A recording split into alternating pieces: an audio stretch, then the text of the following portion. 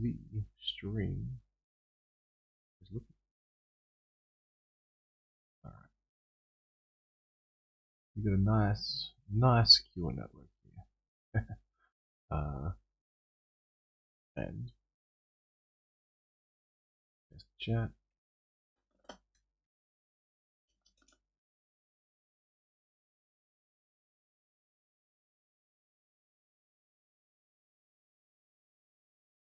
All right. Now, as always, I will cover some things that you may not like. This may offend you. You may not want to hear it. You may not agree with it. But I gotta tell you, I've I've been researching some stuff over the years. Now, it led me to things like X, maybe just a pure fluke. It led me to things which led me to other things, which led me to other things. Now, that sounds crazy, right? But yeah, here I am. Now, I want to point out some things.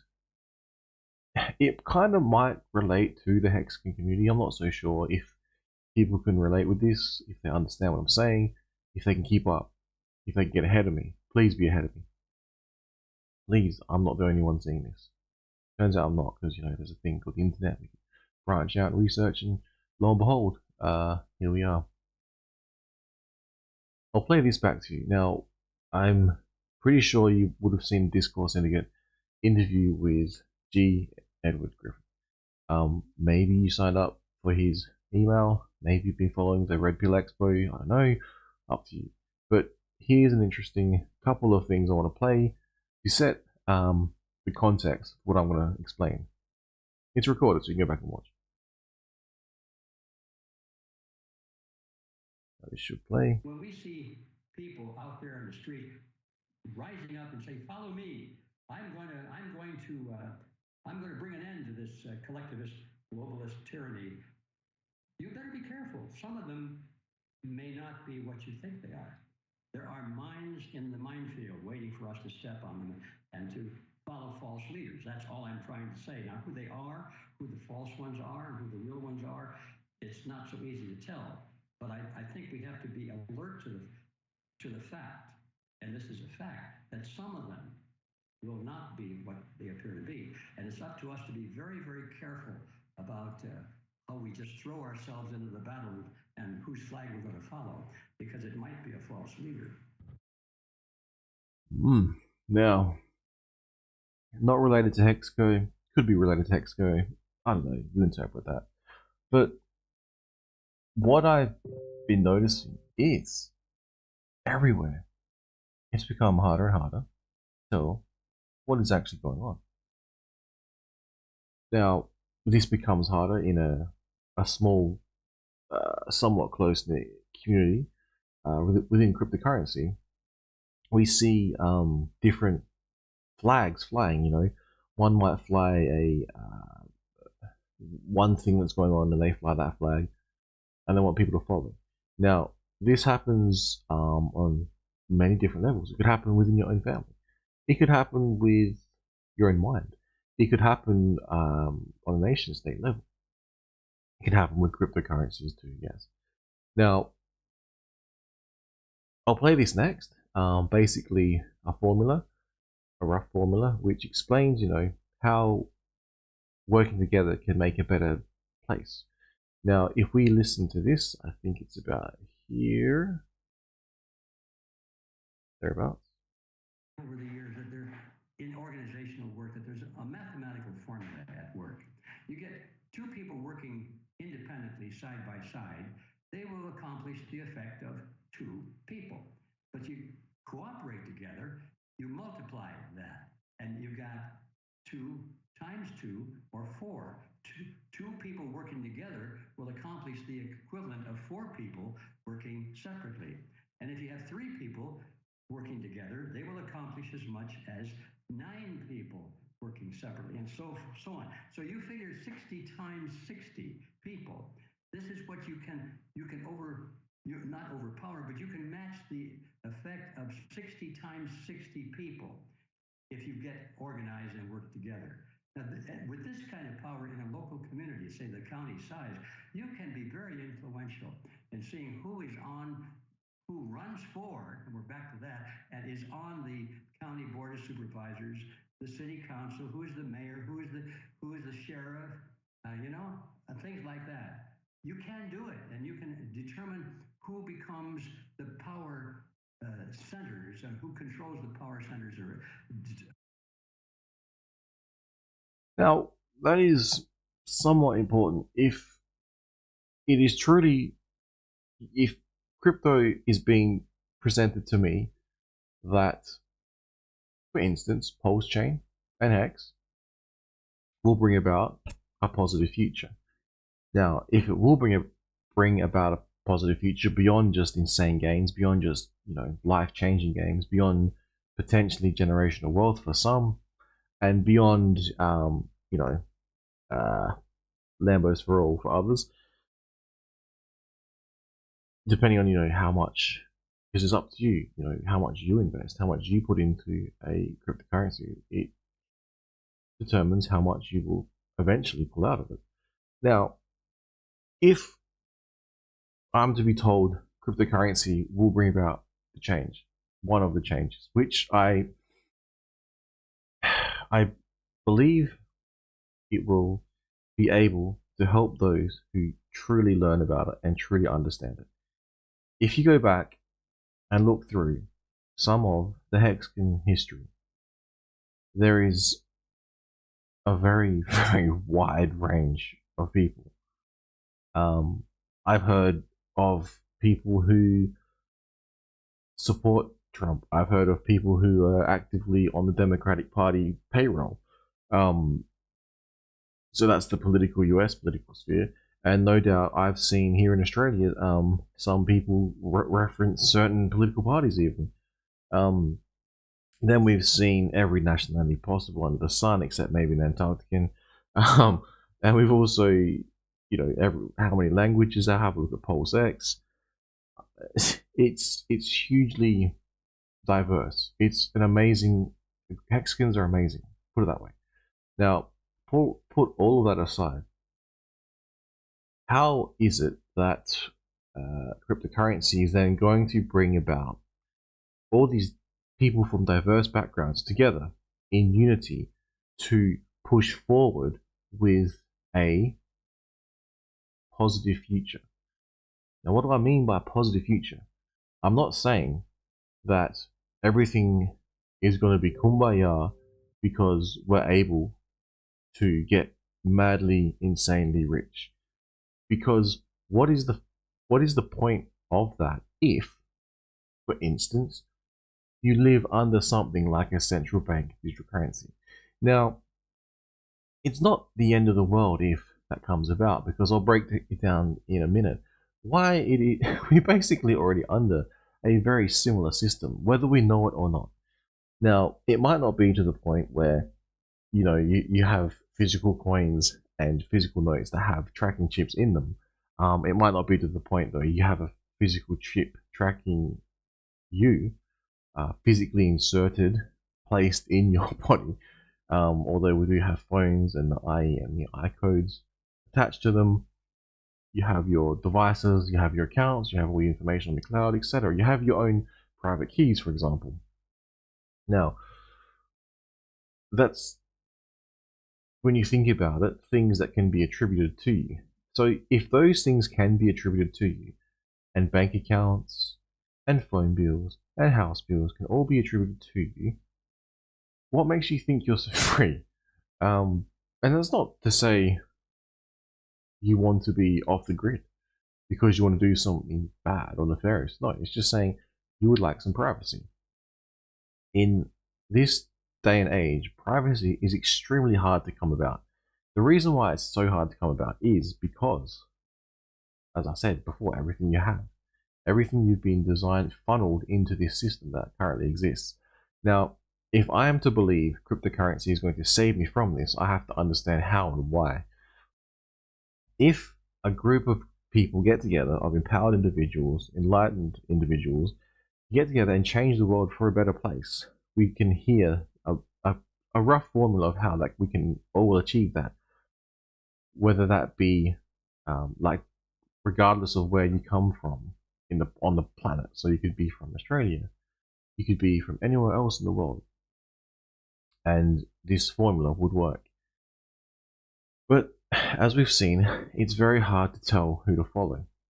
It's very hard to get people to work together with the same objective because if you don't know who to follow, you could be aimlessly trying to change the world for a better place. However, your leaders may not have the same objective as you. Now, the reason I called it the UFO distraction of 2023 is because I just witnessed, among many things that have previously happened, a video coming from mainstream media in Australia, basically a credible media figure explaining how they can't believe UFOs are real. They can't believe that they would possibly exist, etc., etc., etc. Now, this blows my mind. I had to comment in the comment below. They actually had comments turned on, funnily enough, because they want you to engage in this. Because when they don't want you to engage, they turn the comments off. But this one, they had the comments open, funnily enough. They would have had it all pre-scripted as to what they would say, maybe to trigger certain emotions in some people, or react in a certain way, certain stimuli. Because if you can inject into a society a person's feelings, a ecosphere, certain stimuli, you could increase things or decrease things. Have a think about it. Have a think about cryptocurrency. If you had enough economic energy, you could inject enough of that into a crypto token of your choice, or an NFT for that matter. You could increase it to higher levels, you could extract it and send it to lower levels. You could swap it and move it around. Now, the same thing happens with human beings. If you are, for example, able to tell something over and over on the news what is taking place, that encourages that stimuli. Now, if you were to remove that or censor it, you can try and take away that talking point. This is why Twitter is so important. It has become basically the free speech platform of the internet, because people can I saw a tweet the other day. This information has never been so fun. People can come on here and make funny memes. They can they can try and trick people and just make jokes. It's very entertaining. They can also spread information and truth that previously this platform, Twitter, may have taken off the air. That previously newspapers may not have aired. That previously media outlets like YouTube would censor, etc., etc., etc. Now, if I am to believe that cryptocurrency is going to change all of this, I need to understand how. Now, I want to keep saying that because how? Mad gains with no action leads to what exactly? Now, if we all do not take any action, I'm going to outlay some thoughts on how the future is being shaped for us. Because if we are not going to take action peacefully, politically, legally, and lawfully, and get involved and create the hex code that we need, not just build the platform that we might want to run on, not just build a product that we might want to use, like a cryptocurrency, like a whatever you can think of. It needs more than that, because yes, okay, that will exist, but you'll still be confined, restricted, contained within the ecosphere, not the Richard Hart ecosphere of cryptocurrency, but the ecosphere being built around you. Part of this being built around all of us, if you can't see it, is technology, is data, is information, is human psychological engineering, which tries to train you to think in a certain way, to react to the stimuli. Now, if we look at this, okay, China's CBDC is linked to your digital ID. If caught speeding, a fine is instantly deducted from your digital wallet by a surveillance system. Now, there's a lot to unpack there because, as I said before, think about it. You already have bank accounts, driver's licenses, your address, all your emails, all of your pay ID, where you work, your car, your phone, your address, your services, etc., etc., etc. Now, that might not be tied to the digital ID, but in a sense, it already exists. Because if you are to tell me that, oh, China is scary because China has central bank digital currencies linked to a scary digital ID, connect to a surveillance state, how scary is that? Well, as I said before, let's unpack it. Let's have a look at Australia. Oh, we have now a system in place. Now it's been slowly building. When the handheld laser gun came out to detect how fast you were going, and if you're going too fast, they would then use your number plate to identify the car that was driving to issue a fine to that number plate registered to the particular driver. Now, this was not, at that time, it would have been digital, but prior to that, maybe it might not have been digital. But is that not a digital ID, right? It's an invasion of your privacy. And look at this one. So now they have got cameras set up, and not in China, no, here in Australia. They can view into your vehicle to see what it is you're doing, to digitally find you through the system that is set up digitally to give you fines because that's connected to where you live, your registration, and all your data and your bank account. You get a fine in the mail, or you can probably go online digitally and access it. And if you break your demerits, you break your social credit. Therefore, you lose some of your social credit because you were, doing the wrong thing. You were using your phone when you shouldn't have been. Okay, a little bit different, but how much different? There's not much difference there. Okay? When it gets to the point where you have the CBDC linked to all your payment systems, then they can dig a little bit deeper. And if you don't like the right political party, or you don't like the right tweet even, or your family doesn't like the right tweet, or your group of friends don't like the right tweet, or your email list doesn't like the right tweet, then you might get affected. So that's a little bit further. But for the moment, this I don't like. This China model. It's not that much different from the Australian model, right? Now, we see here, this is a meme from Richard Hart that came out explaining, can you imagine governments turning on a central bank digital currency with social credit scores and controlling all your spending is a real threat. Pulse Chain solves this, which is good. I like to think it does. Now, this is one possible way in which I can see how cryptocurrency is going to change the future, right? It's not just about mad gains, it's actually building an alternate system to run parallel with the current system, should the current system decide to go full tyrannical on your ass. Now, the meme's funny, I'm sorry, sir, your credit card has been declined due to your political views. This is scary.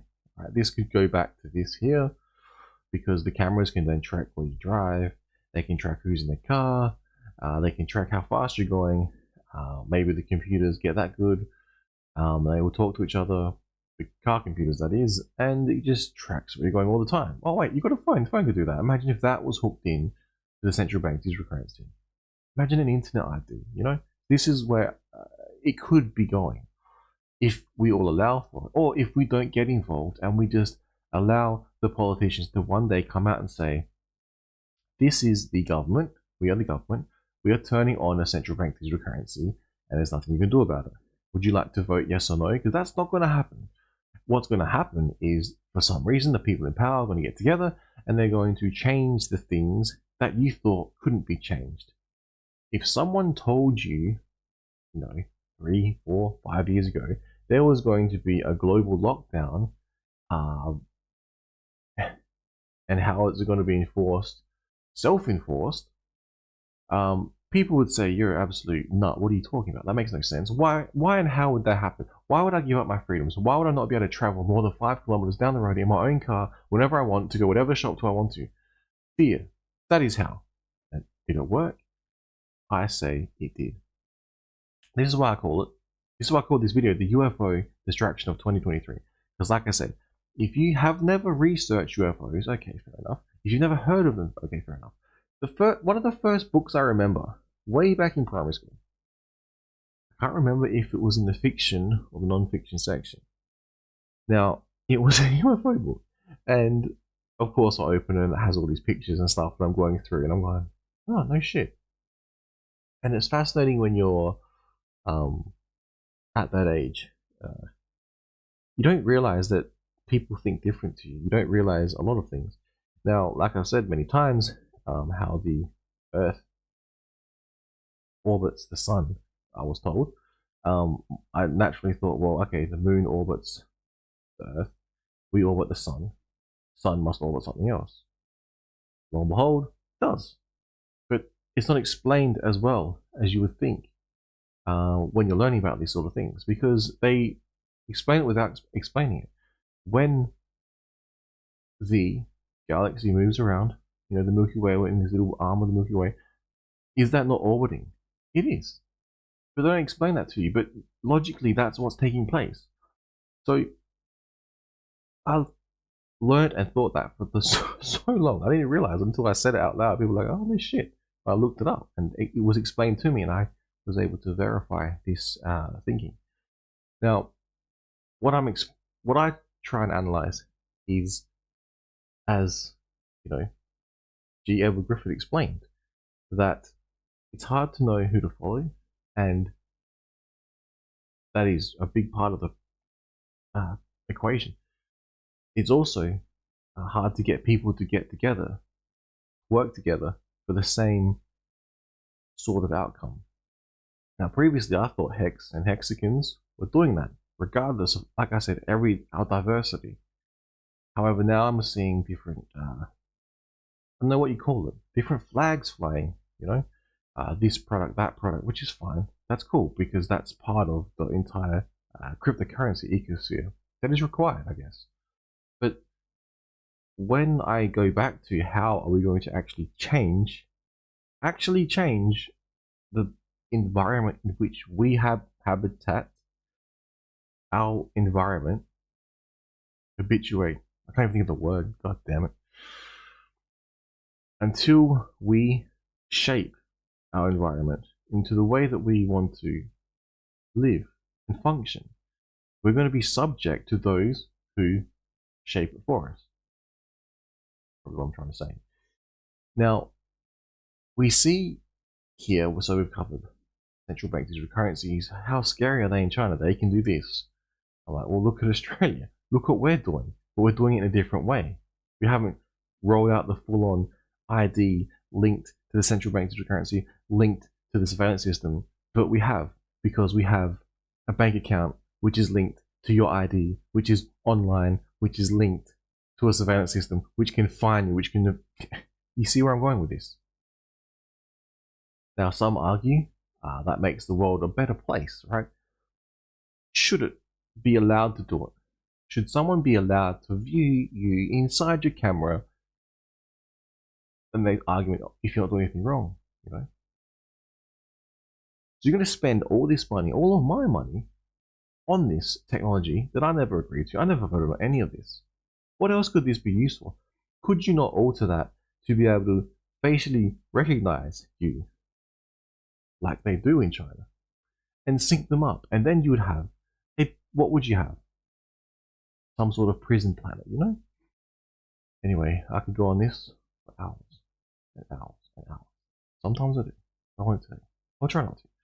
Next thing. Central bank digital currencies. Surveillance state. digital ID being rolled out in Australia in a different way. People around the world in all different walks of life are starting to notice this. Some are founders of finished immutable products. Some have built other blockchains to potentially run parallel to be switched over to should, God forbid, this tyrannical system gets rolled out. Which I hope it doesn't, because I'm pretty sure people aren't going to sit back and go, yeah, that's fine. I would hope so. However, if people can't get together and make change, get in the right positions of power, if everyone in cryptocurrency is talking about getting rich and doing nothing with their life and driving around the Lambo all day, then we're still going to be ruled by the same people. If no one wants to actually get into a position of power, no matter how small, and speak and communicate with their voice, with their language, to explain to others things like I'm saying, how in the world are we going to change this planet and achieve the type 1 civilization? Now we've got the UFO distraction. While people are freely giving, because they're probably, drowning, because they need money to eat, to survive, to breathe, do you think people who are starving, who are being offered free money, are going to say no in exchange for their data?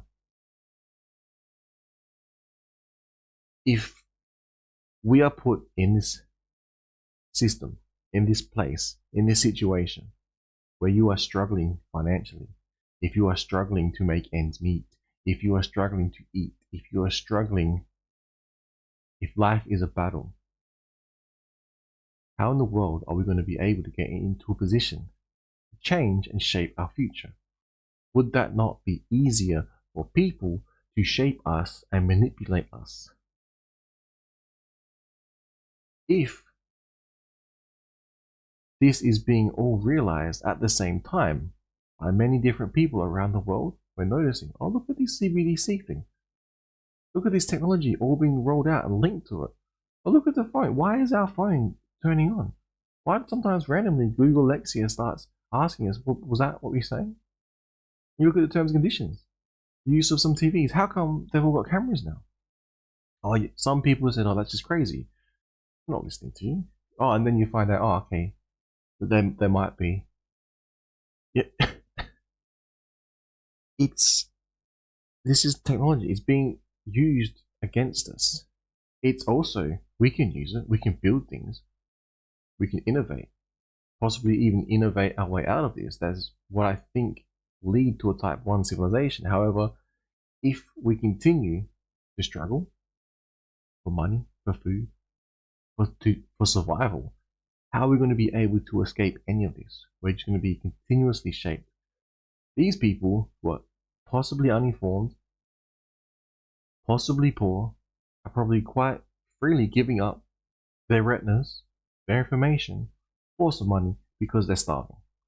They have no idea that it could lead to this. CBDC, linked to a digital ID, linked to a surveillance system. They have no idea. It's allowing continuing systems like this to evolve, to learn, to be used against us because we have no say in how it's being built or how it's being rolled out. I never agreed to be filmed while I'm driving around in my car. How do you know if this was so successful worldwide and this becomes a central bank digital currency? You have to scan your retina. Because here in Australia, we have a thing called, basically you get government payments, government assistance, etc., old age pension, etc. There's the whole list of things going on. And to access it, as a part of the security setup, you have to enable voice recognition. You have voice recognition. You have thumbprints to sign into phones. You have digital facial recognition cameras scanning you all the time. They have gate system technology that can track how the way you walk, even if you try and change your walk. This is creepy, but this is what technology is allowed for. Imagine if soon they have gate technology that can tell how you drive. They have technology that can tell, like the movie from the Minority Report, the scene where they try to rip the retinas out and to change the eyes because the cameras can track the retinas everywhere. And and this is where we could be heading towards, if we and I don't think, I honestly don't think you're going to be asked, do you want this system? It's going to be built, and what are you going to do? You can opt out of it, yes, but if tomorrow all your dollars become digital, what can you do if you have no alternate system?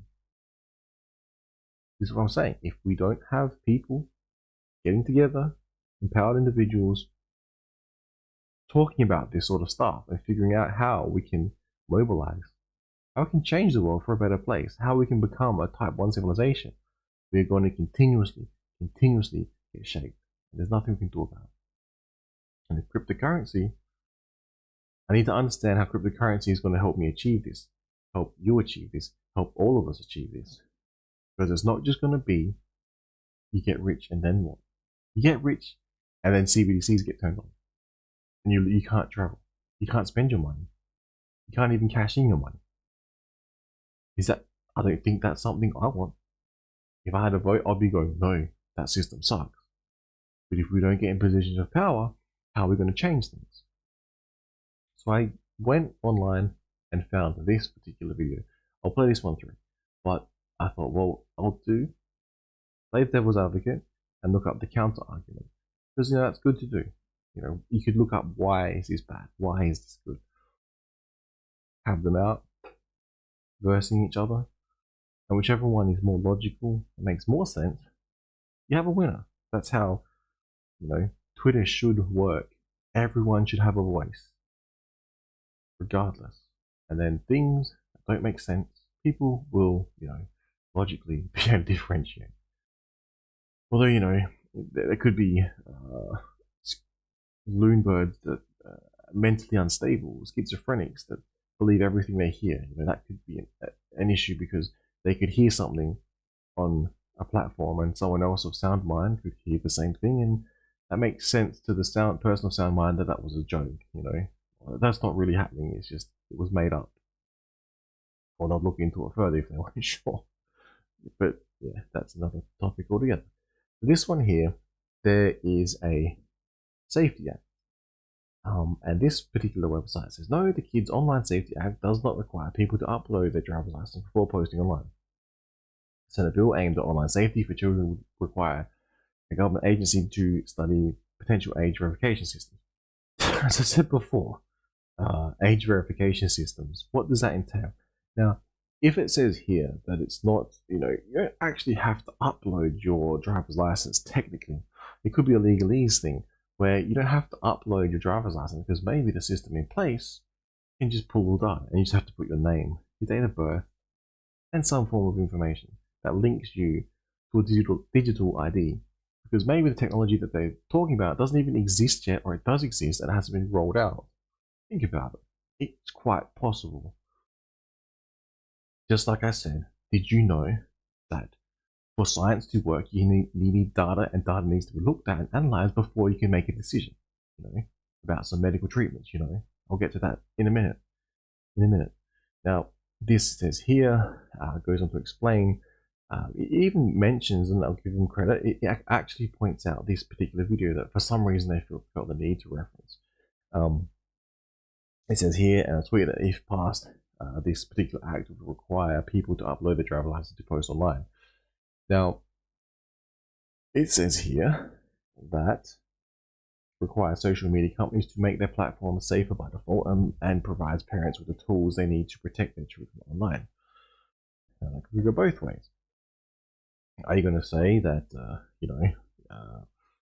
you want individuals to use a platform, and the platform then has to screen and say, what's your name? How old are you? What's your date of birth? Okay, if yes, continue. If no, do not proceed. Or is it going to be they want to roll out a system whereby you need to provide a government form of ID to be able to proceed, to be able to play in this particular playground, which then can lead to what? Which then can lead to what? More privacy issues. It would require, in that realm, a need for you to access the internet to prove who you are. And by doing so, it would, if you could imagine a surveillance state in place, then allow for all of your data to be linked to everything you've ever posted online, to everything you've ever went to, everything you've ever bought, all in one uh, small, simple place to access. Because you've given that, you've consented to this. You've said, okay, I'll give you this particular data, and that will link. Okay, I'll give you my driver's license, and you can link that to my cryptocurrency address. And every transaction you ever make, if you do it, with that same address, will be linked to you forever. Imagine that on the internet. That doesn't make me feel good. It's like, oh, you must be hiding something. Why don't you want that? It's like, no, I don't think that is going to be used to give me more freedoms. I don't think that is going to be rolled out and implemented to make this thing being built around us all, this technological prison that's being built around us all, make it better for me. I feel like if that were to take place in some way, shape, or form, that is going to be being imprisoned by the technology which I want to use to escape the prison. Now, that sounds funny because how are you going to escape a prison when you're using it? It's really double-edged sword. All right, so according to this, the answer is false. My analysis on this is the system by which the system may not require a manual upload of a driver's license because technology could exist that would equate to an upload of a driver's license, but it would be presented in a different way.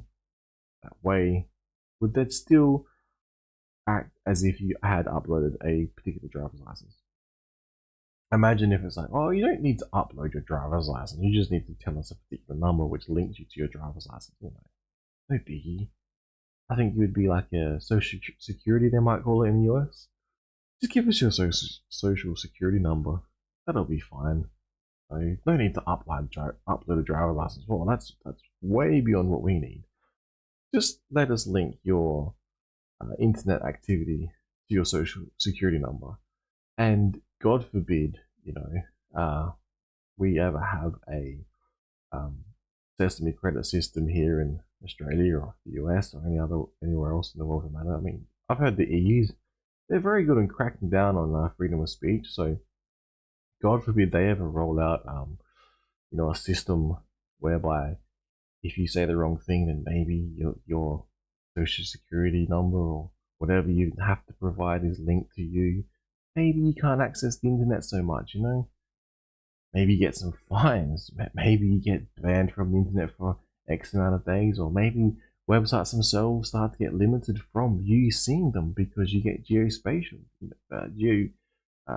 spatially identified and put into a certain area where you can't access certain information. I had a video the other day. For some reason, the Russian government didn't like a particular song. It was okay in every other jurisdiction except Russia. I'm like, okay, seems pretty normal. It wouldn't have hit China though, because or North Korea, because they've just got that nothing can get in because they don't want anything to get out. But anyway, moving on. I'll actually play this. So YouTube, if you're listening to this, I'm not saying that's what's happening. I'm saying if you logically think about it and analyze data and facts, with the unknowns in place, which are that they're unknowns, because how do you know how this is going to work until it's been approved and rolled out? What if they change it on you? What if they do require you to upload a driver license? What if they roll out some more technology, like I said before, that links to another vector of information identifiable to an individual? Birth certificate. Who knows? Maybe everyone's given their own unique identifiable token where where you have to scan your retina. Now that's a conspiracy theory. Oh fuck, hang on, look, world coin. You know, I'm not saying that is happening, YouTube. I'm just saying you tie all that in together. It, if you logically think about it, it is possible. Okay, so I'll play this one through.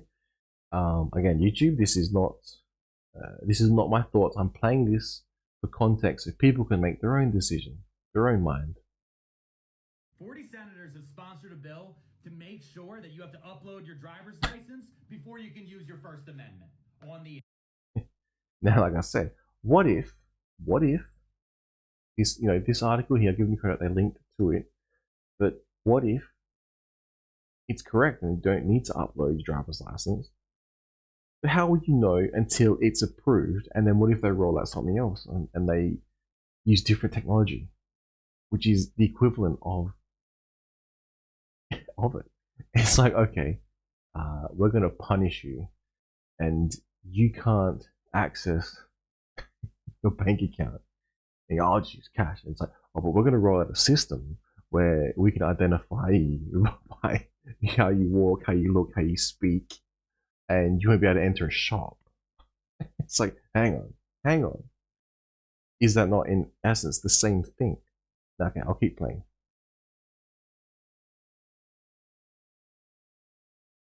Oh, bit of lag.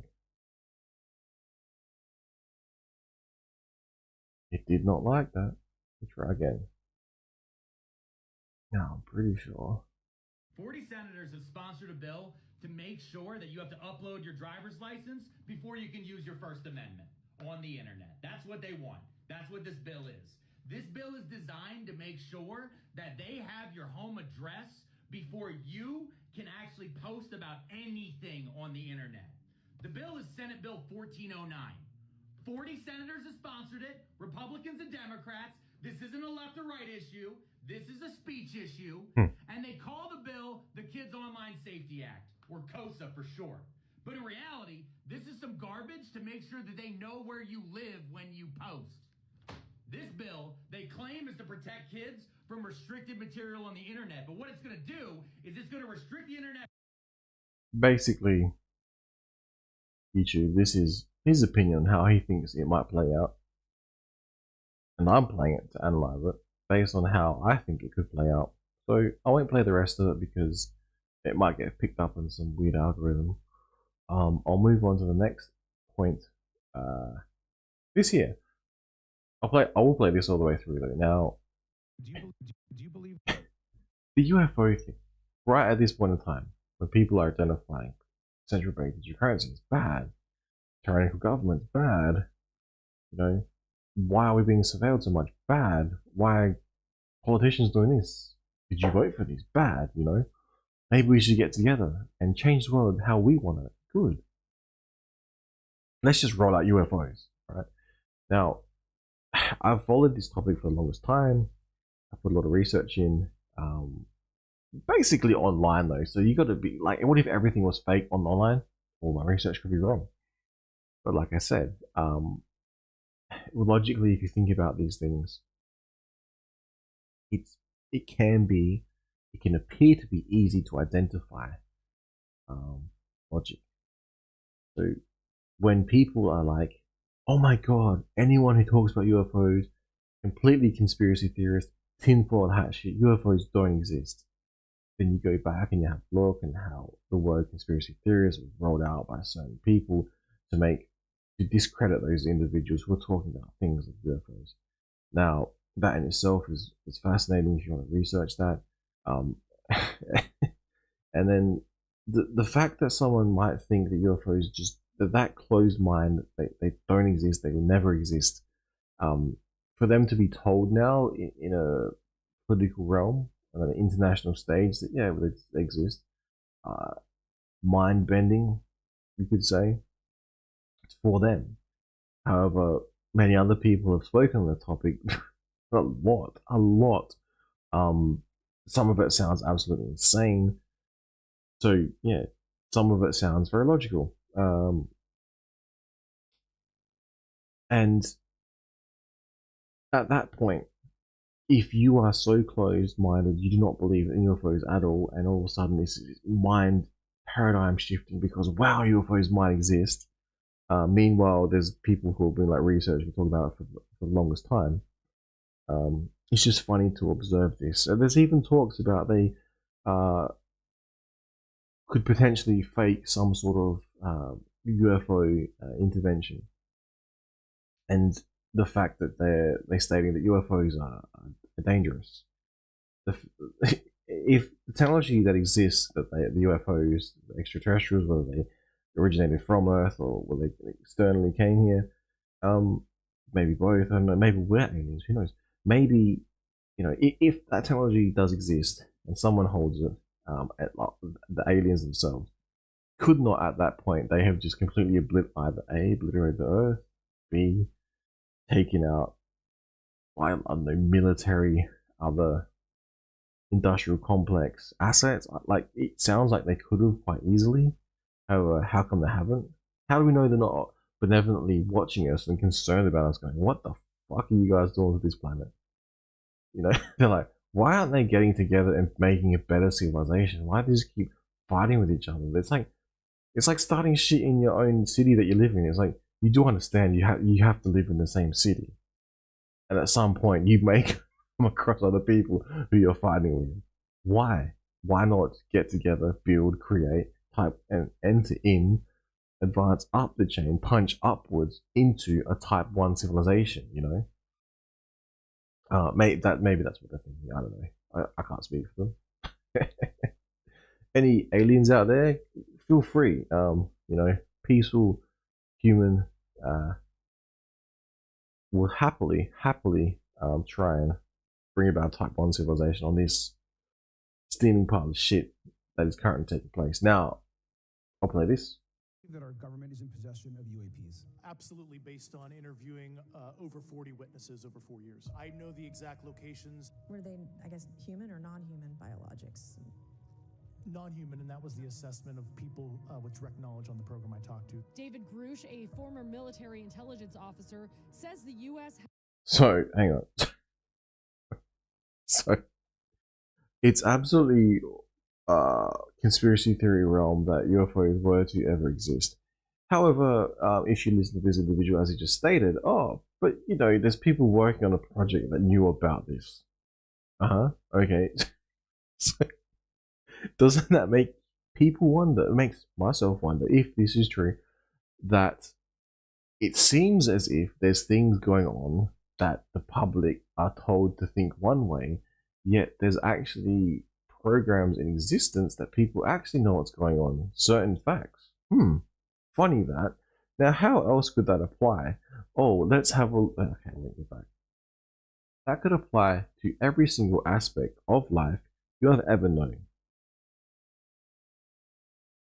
From the day you were born, were you born to consume, to pay taxes, to build and support the military industrial complex of the country in which you were born? I don't think that's what we were designed for. I like to think we were born with free will, which we are, and we are put on this planet for a reason, and we are put on this planet to make it better, to create this Type 1 civilization I keep talking about. Now, if we keep allowing the same people to run hidden, secret, illegal programs with your money that you pay for,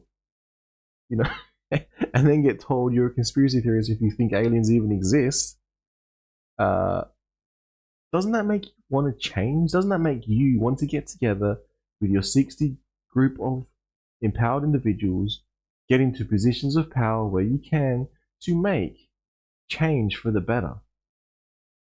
It makes me want to. However, I'm just a small raindrop. I'll continue on though. Has had evidence of extraterrestrial intelligence since the 1930s. I was informed in the course of my official duties of a multi-decade UAP. So for multi-decades, people have been told, UFOs don't exist, conspiracy tinfoil hat stuff. Meanwhile, there's people who've known about this and potentially worked on projects. Whether or not they're legal, not so sure. I'll continue on. Crash retrieval and reverse engineering program. So there you go. UFOs are real. The United States have possession of the crashed extraterrestrial aircraft, and they also have the bodies. So the obvious big question is, are they friendly or are they a threat to national security? So based on those 3 points, not only is it, someone finds something somewhere, it's the actual government that you exist under. It almost seems like the government itself doesn't know what's going on in all of the other government, and B, it feels like there's some sectors put in place to control us all, and basically for us to build our own prison planet. Now I'll continue on. Do you believe UAPs pose a potential threat to our national security? Yes. The technology that we faced was far. Yes, because the technology that they faced was far superior, and then they obliterated everything they came into contact with, or they disabled it, or they blew it off the map. That if they were so hostile, would not, and so aggressive, would not this far superior technology come through and just wiped out the species? Would that not be in the realm of possibilities if technology is far superior? I'm pretty sure it could have, but because again, I'm not having a dig at this individual's testimony. I'm saying, for context, if you think about everything, you zoom right out. Hang on. Government tells me UFO is bad, don't exist, encourages the mocking of people who maybe think they might exist because of, who knows the sheer age of the universe. And then, that same government then tells that we find out the same government then possibly has illegal programs going on, and, they come out and explain that, we think they're hostile. So we think we should, build better weapons. Like, is this what? Okay. It's fascinating to watch, and take a step back and logically analyze what it is that is actually going on. But if this can be taken at face value, UFOs exist, government has them, have the tech, they've known about it for the longest time. At the same time, discrediting it for the longest time. Since what? Since Roswell crash happened? Makes you wonder. Makes you wonder when you get told you're going to pay this new tax, or you get told, I don't know, cryptocurrency bad, or you get told you're going to stay in your house. Makes you wonder, what is there a part of the government who knows more than you know? Possibly. Superior than anything that we had. So there has been activity by alien or non-human technology and or beings that has caused harm to humans. Define harm. Witness myself and my wife was very disturbing. And today's hearing also raised questions about national security risks posed by these unidentified aerial phenomena. Graves and Fravor, the pilots, both testified that they observed alien craft with flight capabilities so advanced they defied laws of physics. Their maneuvers far. Okay, so if they define laws of physics, this is where I think the UFO thing gets murky. Because when you tie in things that defy the laws of physics, right? It opens up questions of time travel. And it opens up questions of, maybe it's linked, maybe it's not, energy systems that propel these sorts of, I don't even know what you call them, dimensional beings, spacecraft, somewhere in that realm. And what would that mean for governments who make money off of digging shit out the ground and selling it and burning it? That could be an issue. Say you own the rights to issuing rights for extracting fossil fuels out of the ground, and you have a whole industry built around this. This could cause some issues. Now, this is why I think these topics like UFOs, logically, when you think about it, are, as we so often see, shaped, chewed up, digested out, and fed to us in a more palatable portion. This is why I think right at this time as well, it just happens to be. So this has never been going on. No UFO stuff has ever happened. Oh, but hang on. By the way, it's been going on and we kind of know about it. And here's some of the disclosure. All right. Now, I've just been informed by chat to get off the internet. No, I'm kidding. Audio is low. Hang on, I'll see if I can fix.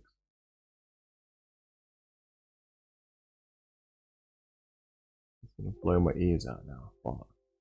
I'll continue on. Superior to anything human technology has developed. UFOs exist, are currently in our airspace, and could pose a threat to national security. Of course they're a threat, because if you want to rule the entire population, you got to scare the shit out of everyone. I've turned it up, so I hope you guys heard that. Yeah. Now, fear, uncertainty, doubt. It's not good in the cryptocurrency space. It could make the price go low. Ooh, scary. It could make your very existence, a bit more scary. Not good for the economy, not good for going to work, things like that. Now, I'll close this one up soon, but don't mess with my audio. Now, this one. Now YouTube, again, I'm merely covering some information being pointed out, and I'm not saying this is happening, I'm covering the information, so please don't trigger your algorithms to censor the video too hard or demonetize it or whatever. I don't know what you do. If Elon Musk, if ever buys YouTube, then maybe you wouldn't have this problem. Although Twitter does let you stream live, so I'm liking Twitter, liking Elon Musk, hoping. Another topic, if he's good or evil. So far, he seems to be pushing similar talking points to people who believe in freedom of speech, people who believe or who are opposed to things like central bank digital currencies, who are maybe opposed to being filmed while they're driving around in a car, maybe just want to point out that, you shouldn't scan your retina for some money. Maybe it's a bad idea because, no going back from that. It's like pointing out, I won't say that's too brutal.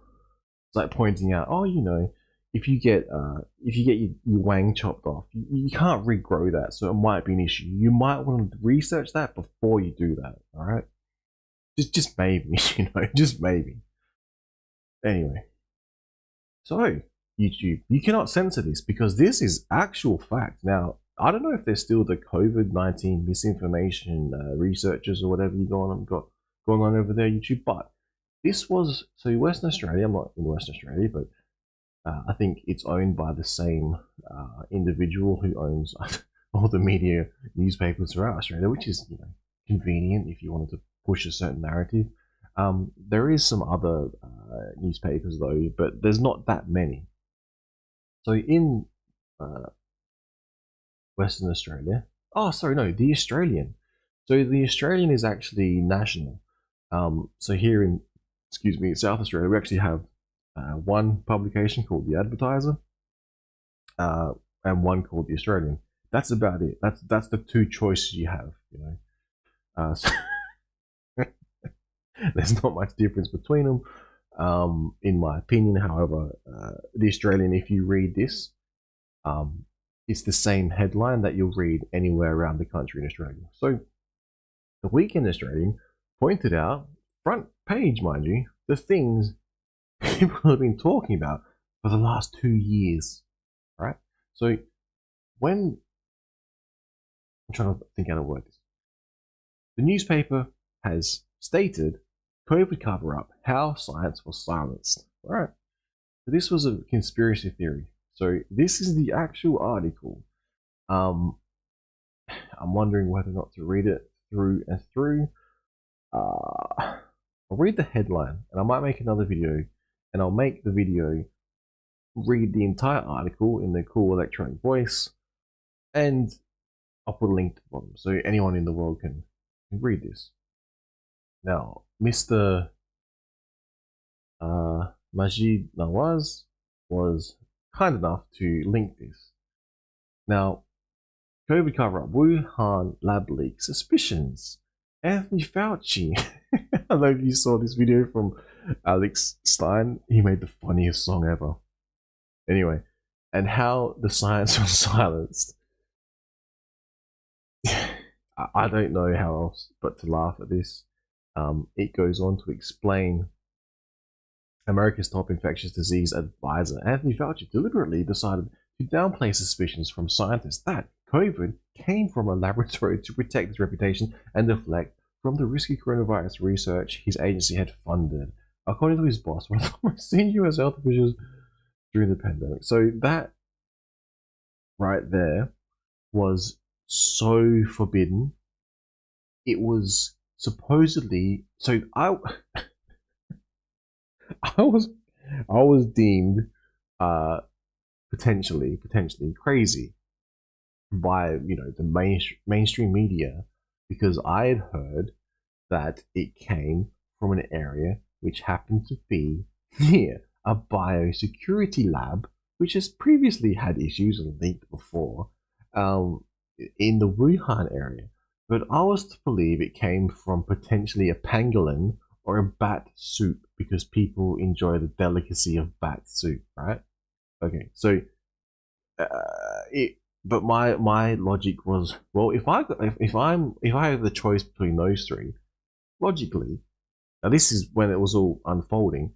So logically, you have a biosecurity weapons laboratory where they research these things, because they're not allowed to do it in countries like Australia or United States, because it's basically illegal, is my understanding, reportedly. But they can work in other places, namely China, Wuhan, the fucking lab, which is leaked before. There's articles, I could pull them up now, but I won't. Or I'm told because a natural evolution, and because someone ate a bat, in the soup. Yeah, okay. That was cooked. Okay, yeah. Or no, maybe it was a raw bat soup and bats are dirty. Okay. Or it came from a bacteria from a pangolin. Right, okay, yeah. So YouTube, these were the three options, and you decided to censor the most logical option, which now, as per this article I am reading, is factually correct, you bastards, because now it's the mainstream media has touched it, so it's okay. But before that, similar to the UFO thing, or mind you, YouTube doesn't, not that I'm aware of, censor UFO stuff too heavily, so I won't attack them for that. But yeah, so this is a headline from the article. I'll just read the headline. Vaccine research was the proximate cause. Oh, okay. So, okay. Yep, and it turned the temperature down. Okay. So, interesting, that we are fingerprints, another title. Oh, look, what's this?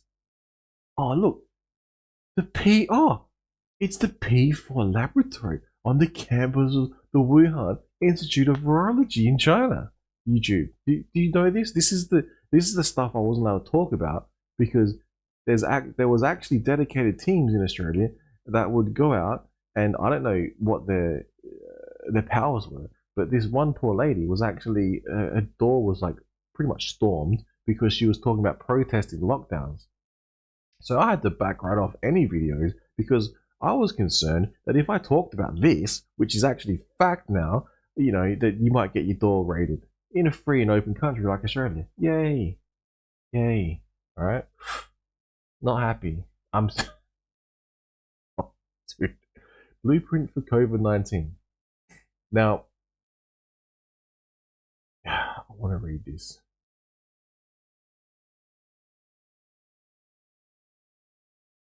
Yeah, I won't. Basically, the tweet summarized it quite well, saying, and time is vindicating because, you know, time will tell. And Australia is finally waking up and we're coming. That's how I'm going to close this one. I'll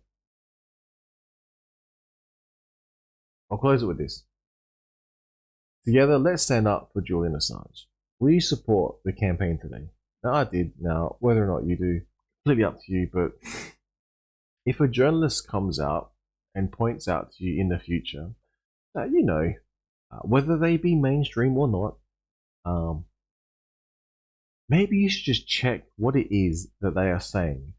Because if they come out and tell you things like, you know, aliens exist, or maybe this came from a Wuhan lab leak, maybe it's worth researching before you completely censor it off the goddamn internet. I'll just check the chat. Pretty confusing right now because I've got chat recently typed something, but it's showing viewers as 0. Yeah, things are a bit crazy on the technical side over here, but like I said, I'll leave this here. Nah, fuck, I'm gonna read it. So after I read these, I'm basically gonna cover the Pulse X blind burn, which I find interesting to watch. So that might be interesting for some crypto stuff, sort of. I'm not sure if someone's written a bot or a script that can just do it manually because it's extremely difficult to win. I've been testing some other shit and I had a theory as to what's blocking it, but it actually might not be working. Anyway, alright, YouTube, let's test this if I can read this because you owe me this, YouTube, to let me read this because this is from mainstream media.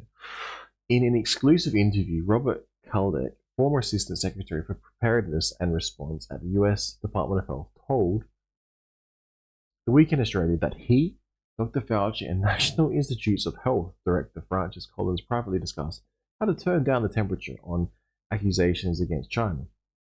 In the early days of the pandemic, while they were trying to encourage Beijing to cooperate and share a sample of the virus, and there's interesting stuff that's come out about that, but I had this lined up for about 2 or 3 days. I just sat on it because I wasn't sure if I was going to stream about it. But the senior US health official who worked for George W. Bush and Donald Trump and went on to lead American efforts to develop the COVID-19 vaccine, Dr. Fauci mostly kept his knowledge of virologists' concerns about a lab leak from Wuhan to himself.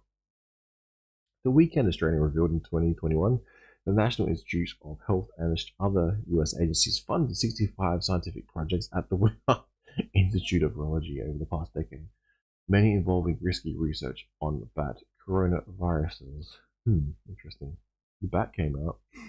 Vaccine research was the proximity cause. Dr. Kaldek's comments give the closest insight today on how Dr. Fauci, who led coronavirus policy for 2 presidents and influenced the worldwide approach to the pandemic, handled the link between COVID-19 and China. They came as US congressional investigations in the past month revealed how scientists work to silence concerns about a lab leak. I think Tony Fauci was trying to protect his institution and his own reputation from the possibility that his agency was funding the Wuhan Institute of Virology researchers who, beyond the scope of the grants received from the National Institutes of Health, may have been working with People's Liberation Army researchers on defensive coronavirus vaccines, Dr. Kaldek said. I think it's evident from his later released emails obtained from via Freedom of Information FOIA requests that he had more sense of what his institute had funded at that moment. This was reputational risk to him and his institute, and certainly he probably sided with the international scientists that believed that false or unsubstantiated accusations could have a chilling effect on scientific collaboration between the Western world and China. There's a chilling effect. Meanwhile, anyone that even spoke about this shit, mega chilling effect. Astronomical. Unseen before. In the workplace, in family, everywhere. He couldn't say anything. Dr. Kaldek, in his first ever media interview, added, "We think vaccine research resulted in the pandemic. That vaccine research was the proximate cause." In an extraordinary admission, Dr. Kaldek said they decided to try to encourage a group of leading international scientists to calm down speculation of the origins of the virus. The scientists held a phone call on February 1st, 2020, in which they discussed concerns that SARS-CoV-2 looked like it may have been genetically engineered. Okay, anyway. When we talked about this in advance of that call, he felt she would just try to see if he could get the scientists to take temperature down, turn the rhetoric down, to at least find we're going to look into this. But we don't know, Dr. Kaldek said, as both Mr. Bush's biodefense advisor and Mr. Trump's assistant health secretary for preparedness. Dr. Kaldek has decades of experience in fighting public health crises. He created Operational Warp Speed, the plan to accelerate the development of the COVID-19 vaccine, and is credited for leading the push to vaccinate Americans in 2018. Oh my God, I can't believe it's been that long. He warned Congress the US was ill-prepared for a pandemic. Turn the temperature down. Dr. Kaldek's personal approach was to ask the National Academy of Sciences in late January 2020 to formally examine the sequence of SARS-CoV-2 to understand its origin, but publicly he felt it was important to achieve cooperation from China. From a public health perspective, Beijing had not yet shared a sample of the virus, critical for developing an effective vaccine. Now, I am going to show you what the fuck has been going on next. We decided to engage, given time, I was on our side now. We decided to engage our national experts to look at this, the National Academy of Sciences, he said. It would take time to figure out what was going on. We were trying to prevent people from saying this was a bioweapon when we didn't really know. It was my intent, that was my intent. It was Dr. Fauci's idea to see if he could get international scientists to examine the origins in a similar fashion. The object was to prevent speculation and turn the temperature down. There was something that could be said to turn the temperature of rhetoric down, to avoid the wild speculation of bioweapons that had already started at that point in time. Previously, just above, it talked about, defensive vaccine. Anyway, the phone call was at the instigation of Dr. Fauci after he spoke with scientist Kristen Anderson, who expressed concern that SARS-CoV-2 may have been genetically engineered because of its unusual features in an email. Dr. Anderson said some of the features potentially look like engineered, and several leading virologists all find the genome inconsistent with expectations from evolutionary theory. Funny that. Now, Dr. Kaldek said Dr. Fauci kept these suspicions privately expressed by leading virologists, and the virus had been engineered in a laboratory, mostly to himself.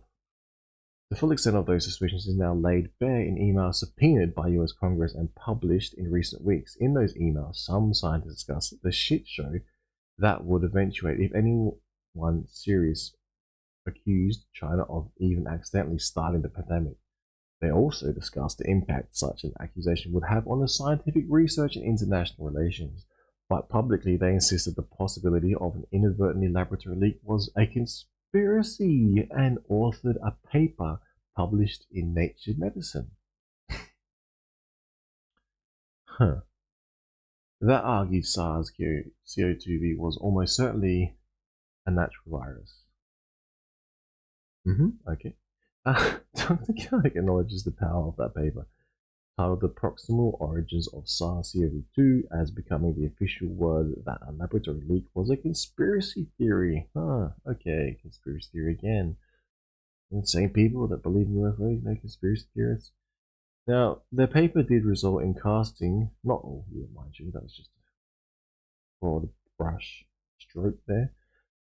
Their paper did result in casting the die for what would then be the international scientific response going forward, he said. He found it really odd that in light of the now revealed private musings of some of the scientists indicated the sequence looked unusual, and the authors decided to draft a letter as an opinion piece. Many people were confused or mistaken by what they wrote as more of a peer-reviewed paper. He goes on. Wuhan fingerprints. Dr. Kaldick accused the scientists of having personal agendas that might have influenced their decision to author a paper that suggested a laboratory leak was a conspiracy theory.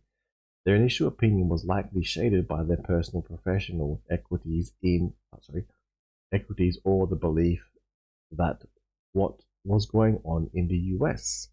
Statements by political leaders could be problematic for the world relations for China, but also for their professional interest in science, he said. It became political.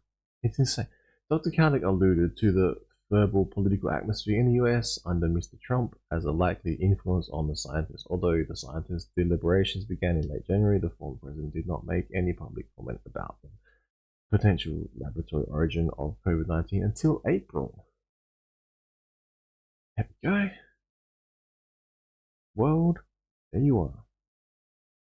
The authors of Proxima Origins paper have argued in the media and congressional hearings that later the virus's research had led them to scotch their first fears of a lab leak, and to conclude instead that the origins of COVID-19 were zoonotic, i.e. the virus had been passed from animal to human, possibly via a Wuhan wet market. You go back to possibly pangolin. However, new emails and posts over the Slack messaging platform that have surfaced in recent weeks pinpoint the moment this group began steering world attention away from the Wuhan lab.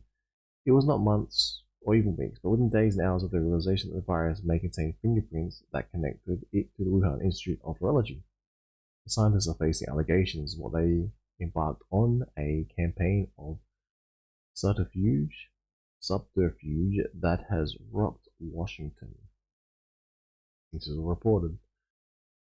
Blueprint for COVID-19. Dr. Kaldick now has spent a year and a half formally investigating the origins of the pandemic, putting together an A and B team to gather evidence for both a natural and laboratory origin, respectively. Gain-of-function research was banned by Obama administration but lifted during the Trump era. Dr. Kaldick said this was at the best of NIH. Francis Collins and Fauci both had a similar worldview, which was scientists know best, and there should be few restrictions on research, he said. You know, like when you put some sandflies to try and kill a beagle or something and around the head area. It's in the name of science. It actually happened, look it up. Now, the Wuhan Institute of Virology and Eco Health Alliance drew up a proposal for grant funding for coronavirus research, with international scientists now believe could be the blueprint of COVID-19. Dr. Kaldick chaired a committee to authorize whether gain-of-function could proceed. The proposal from the Wuhan Institute was bouncing around US governmental agencies in the search of funding, but it never went through his committee. It shows you the fallibility or vulnerability of the oversight system, he said. Dr. Fauci has denied his agency funded gain-of-function research, but Dr. Kaldick said it wasn't true. It's evident NIH-supported research that has the potential for and is at least one case resulting in gain-of-function, he said. Yeah, okay, so that one, take that on top of also, you know, we're going to get Assange free, and this one here, I'll try and close it on this one here.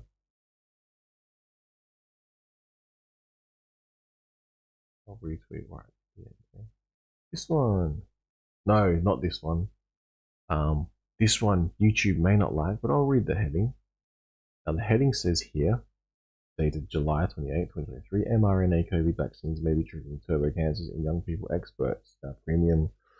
Again, YouTube, this is what I'm reading from here. And now knowing what you know about the origin story, it makes you wonder how this was all shaped.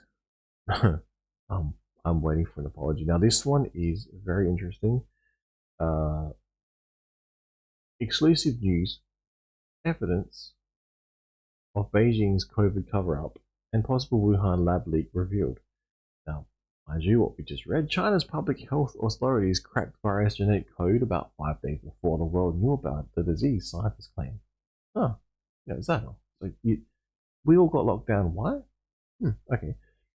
On a Sunday exclusive, China's public health authorities cracked the genetic code of COVID virus 5 days before the rest of the world even learned about the existence of the disease. So they...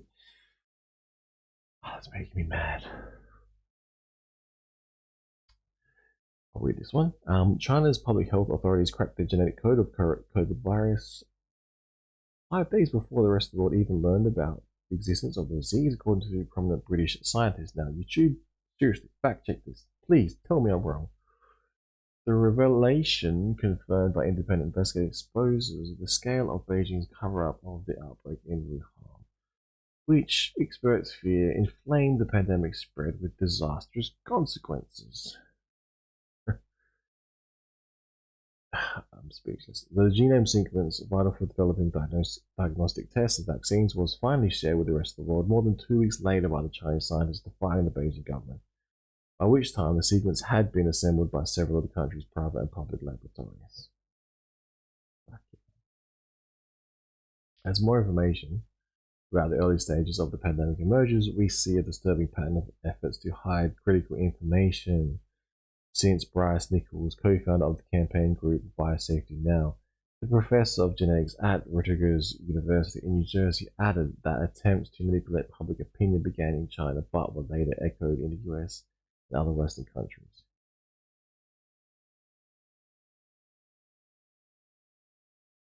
The genome sequence, vital for developing diagnostic tests and vaccines, was finally shared with the rest of the world in 2 weeks after correct by Chinese scientists to find Beijing. Fucking hell. You're gonna be kidding me. Explains here, by which time it was shared and sequence had been assembled by several of the country's private and public laboratories, pictured by people standing in line for coronavirus PCR tests in Shanghai and China in 2022, so it's still going. These are the people that are running the country, the world? Are you serious? Does this sound like type 1 civilization shit to you? It doesn't to me.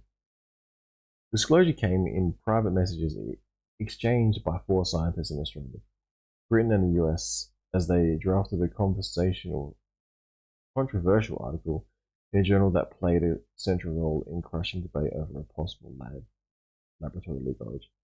Their super secret discussion on the Slack messaging systems emerged from a US congressional inquiry into the proximal origins statement in the Nature Medicine, which a journal editors claimed should stop conspiracy theories. So this cross-reference with the other article we read before, possibly the same thing due to the Freedom of Information Act. But anyway, the landmark article stated unequivocally that the scientists do not believe any types of laboratory-based scenario is plausible, although the messages revealed that fears COVID could have come from a lab even after its publication. Eddie Holmes, a Sydney University virologist and guest professor at China's Center for Disease Control, CDC, China CDC, when the pandemic began, admitted that Beijing was definitely trying to rewrite what happened. He told his fellow authors the CDC had a genome sequence on December 26, 2019. They told people it would not pass between humans, endless cover-ups. Yeah, it won't pass. Anyway. He added a warning, don't be fooled by George Gao, a reference to the Oxford-educated director of the Chinese body that oversees their response to public health emergencies, although people had been falling sick in Wuhan since November 2019. The World Health Organization only learned about the outbreak of a deadly new respiratory disease in December 31. Now, do you trust what is going on? Seriously, after reading some of this stuff? Now, how can we make this better? I'll pause here. How can we make this better? We need to get in positions of power to be able to make the positive change that we want, and not to promote some, I don't know, whatever left or right, whatever thing we've got going on. To honestly, to make humanity better, just make it better. Not this shit, whatever we're going through now. Like I said, aliens be watching us going, what the fuck is this planet doing? They were like, the majority of the people seem to be retards. Seriously. Anyway, back to the information from the article as opposed to my general thoughts. China did not provide the crucial confirmation of human transmission for another 3 weeks, even denying it to the WHO in mid-January, despite doctors in Wuhan warning of contagion and taking strict preventative measures around sick patients. Remember people said, why are their flights still going everywhere? Straight from the subway to the plane abroad. Anyway, that was all reported. No one cared. No one seemed to listen. One study suggested that if China had responded properly in late December, the number of worldwide cases would have been cut by, 95%. Instead, Beijing clamped down on officials sharing their data and silenced whistleblowing medics. Okay, great. Gao was retired last year, told Chinese state media the genetic sequence were released as soon as possible. Yet the first ones were actually obtained on December 26th with a sample taken from an infection delivery man who was sent a startup firm's diagnostic center in Guangzhou, southern China. Experts feared Beijing cover-up of the outbreak and inflamed panic spread, disaster consequence, which we all experienced. People queuing for COVID testing in Macau, China 2022. Beijing clamped down on officials sharing their data and silenced whistleblowing medics. Pictured security personnel in protective suits stand at the gate of residential compound under lockdown as outbreaks of COVID continue in Beijing. Well, it's funny that what is it? Security personnel get the protective suit. Security. Okay. The company obtained a full set of data and the following day, and alarmed over the likely discovery of a lethal new coronavirus, alerted the CDC, the Chinese Academy of Medical Sciences, and hospital chiefs in Wuhan. One researcher wrote a blog that appeared briefly online detailing how her fearful firm scrubbed down its facility and then sent its bosses to Wuhan to reinforce the seriousness of their findings. Everything was under intense, confidential, and rigorous investigation, she wrote. At this time, the hospital and CDC people already knew that there was many similar patients, and after we communicated the test results, emergency treatment was started. Zhang Dingyu, head of Jin Yingtan Hospital and Infectious Disease Center, told Chinese journalists that they had taken the sequence to Wuhan Institute of Virology on the same day for comparison, saying they thought it seemed a SARS-like coronavirus of bad origin. Several other laboratories quickly followed suit, sequencing the genome, including one in Shanghai run by Zhang Yongzhen, a virologist who worked with Holmes and scientists in Wuhan, but they were all banned from sharing results. Eventually, Holmes posted the genome on a specific forum on January 10, stating the race to develop treatments and vaccines. Gao told from the scientist his origin did not generate a genome until January 3rd. If the China CDC had sequenced the virus first, they would have said so because it would have been a large feather in their cap, Holmes said. Gilles Demanoff, a member of the drastic team of independent researchers, concluded a comprehensive report on the early days of the outbreak confirmed the following events following the initial genome sequencing on December 26. Jin Yingtan Hospital reviewed the almost full sequence with Wuhan Institute of Virology, which confirmed the risk of human-to-human transmission. He said by December 28, all key players knew precisely what they were facing. Okay, now I've taken this video completely in a different direction. What I will do now, after that, I'm going to breathe after learning what I've just learned, and we'll have a look at some cryptocurrency stuff, because I like to think somehow, just somehow, cryptocurrency is going to help me at least enhance my ability to spread, proliferate, or inspire others to do a better job, inspire others to understand the molding taking place on us all. Whether you believe in it or not, whether you can see it or not, whether you think, that all surveillance technology is for the good of mankind, or whether you think it's a prison being built around us and the CBC will be the final gate closing behind us all. If we do not have at least things, if we do not have people who realize this, very concerning, which we do, if we don't have people who understand how concerning CBDCs are, it's going to be a very hard battle. But people are starting to realize this. And cryptocurrency communities, especially strong ones, were able to realize things which may not be right, such as CBDCs, such as the technologies built around CBDCs being rolled out on them for no particular reason other than to track and trace and control them, which would kind of suck if you ask me, and remove the ability to actually extract any real value, especially with rollout of central bank digital currencies. Is very important in this space, and I think I'll try and help to spread that message if anyone will listen.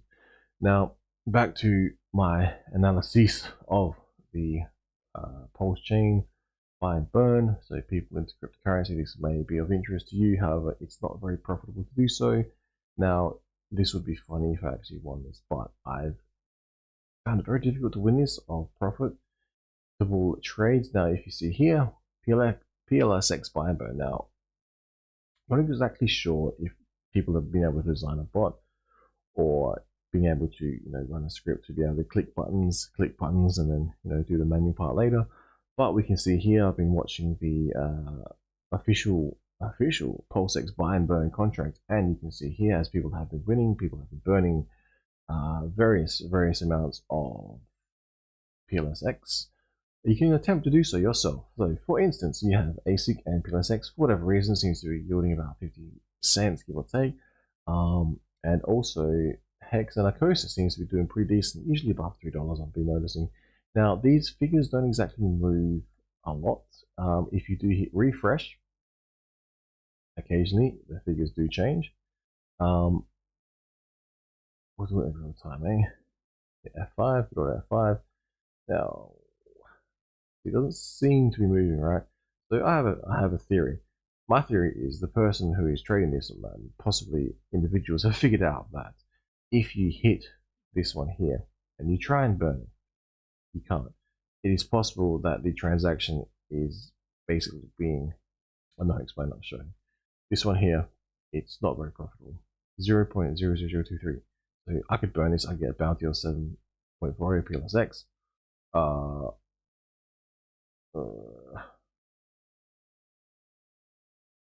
It will then explain, it'll a fee of that many PLS or the PIT will be required. So this isn't profitable. This trade is not profitable if you're viewing it as a trade.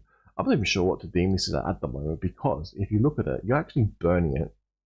You're interacting with the contract. You're burning a bunch of tokens, and as in return, I guess you can say, because you click the button, you're getting PLSX out. So yeah, undecided at this point in time.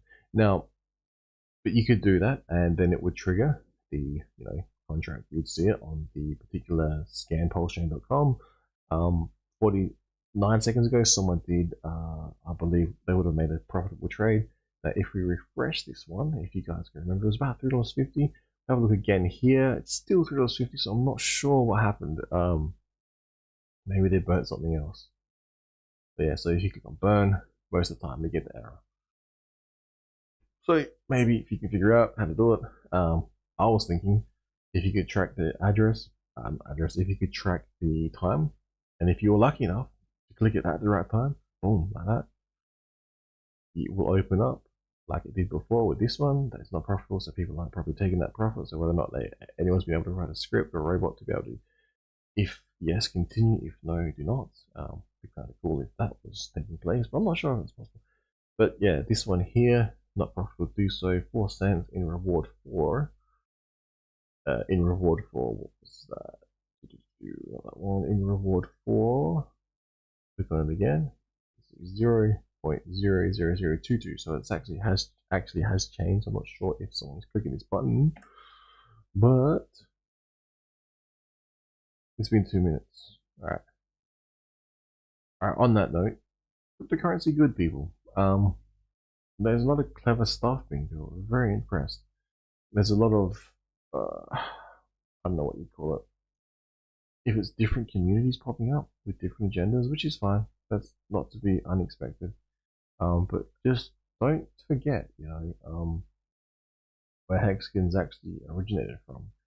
Because there was a lot of, quote unquote alpha. I would actually call it human crypto intelligence personally, because a lot of people have been through a lot of stuff prior to Hex.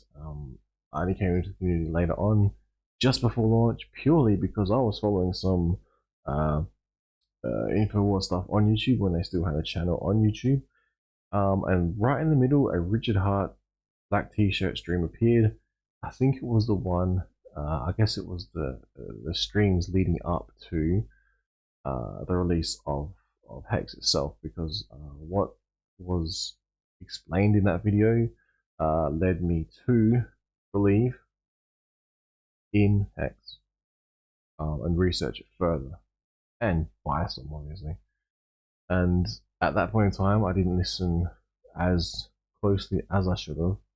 But I remember, the day 33 being mentioned, and then going forward in time, looking back the past, I was like, maybe I should have listened closer. That's why those streams were very cool. Not just that, it did cover a lot of stuff about cryptocurrency that I did not know. The stuff that other communities would not want you talking about, especially in regards to safety, especially in regards to Bitcoin. And then as the entire space developed, we saw Richard Hart being right over and over again in terms of not your keys, not your coins, and making you really think about what cryptocurrency is. So I guess I'll leave it there. Thank you for tuning in. If you catch the replay, if you catch any of this, yeah, I have my closing thoughts are: if we do not do anything and we sit back and get molded, shaped, then we are going to end up being something that we do not want to be. And even with all the money in the world, the outcome may not be desirable. Info 13, aka Free Speech, signing out on this one.